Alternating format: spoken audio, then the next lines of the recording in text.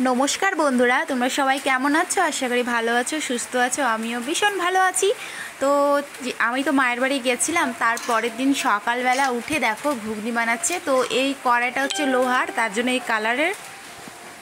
তো কড়াইটা দেখে তোমাদের ডাউট হতেই পারে, তার জন্য আগে আমি ক্লিয়ার করে দিলাম। আর দেখো মাম্মাম শুয়ে আছে, ওর ভাই গেছে ওকে তুলতে।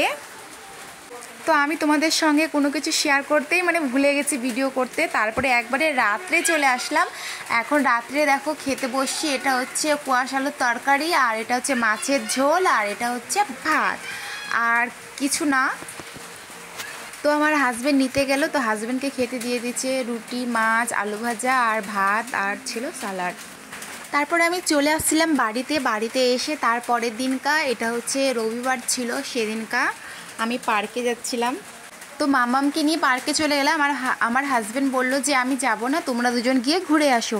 আর আর আজকে পার্কে আসারও একটা কারণ আছে। একটা অনেক বড় সেলিব্রিটি আসবে, সেটাকে তোমাদেরকে সঙ্গে শেয়ার করব। তো তোমরা দেখলে অবশ্যই চিনতেই পারবে।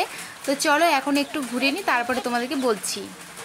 তো অনেক দিন পরেই কিন্তু পার্কে আসলাম। লাস্ট আমি কবে আসলাম মনে পড়ছে না, 6 মাস আগে। তাও আবার একাই আসলাম, মামামকে নিয়ে খুব বায়না করছিল তার জন্য। আর আজকেও আসা হলো। তো অনেক কিছুই পার্কে হচ্ছে চেঞ্জ হয়ে গেছে। আগে বড়দের একটু বসারও জায়গা ছিল, এখন সেরকম কোনো কিছুই একদম নাই। তো যে দাদাটার সঙ্গে আমি দেখা করতে গেছিলাম, তো লাইভ ভিডিও দেখে বলছিল যে আমি ইসলামপুর পার্কে আসব, তার জন্যই কিন্তু আমি আসলাম। তারপরে এসে দেখছি যে দাদা ভাইটা তো আসেনি, মনটা খুবই খারাপ হয়ে গেছিলো। তারপরে কি করব লাস্টে দাদাটাকে আমি ফেসবুকে ফোন করেছিলাম যে দাদা ভাই আপনি তো বলেছিলেন পার্কে আসবেন, তো আসেননি যে। বললো যে না বুনু, এখন যেতে পারবো না, এখন অনেক সময় হয়ে গেছে। আর বাইরেই ছিল। তারপরে আমি চলে আসলাম একটু ঘুরে টুরে, লাস্টে বাইরে তারপরে কিন্তু দেখা হয়ে গেল। তো হাই বন্ধুরা, তো দেখো দাদা ভাইয়ের সঙ্গে দেখা হয়েছে। তো এই দাদা ভাইকে তো মোটামুটি সবাই চেনো। তো এই যে দেখো, বলো তো কে এটা, কমেন্ট করে জানাই ওটা কে। সব থেকে বড় কথা, সত্যি আমাকে ফেসবুক আমাকে অত সুন্দর পরিবার দিয়েছে। ফেসবুক থেকে আমি অত ছোট্ট গুণ পেয়েছি। আমার সৌভাগ্যবান নিজেকে মনে করি। আমি হঠাৎ করে আজকে আমার সাথে রাস্তায় আমার ছোট্ট বুনুর সাথে দেখা হলো। সত্যি খুব ভালো লাগলো।